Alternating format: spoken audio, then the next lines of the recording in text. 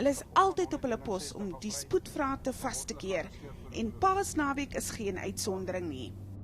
As ons iemand kry wat ons vermoed wat vinnig ry, dan sal ons eers begin om sy spoed te meet, om te kyk of die persoon wel die snelheidsgrens oorskry soos die persoon met die BMW wat ons nou agterna gaan.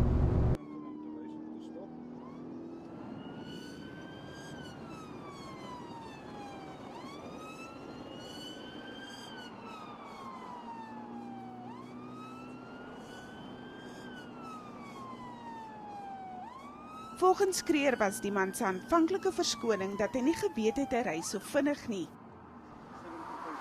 Hy het egter daarna gesê sy ma het hom aangehits om vinniger te ry sodat hy nie laat is vir die ete nie. Die man het hom nie tydens die inhegtenisneming verset nie en is na die Littleton polisiestasie geneem. Dis nie seker of hy op borgtog vrygelaat is nie. So after the docket has been opened, the rights are read, and he's going to be detained. Thereafter, SAPS is going to continue. Then maybe they'll organize bail for him.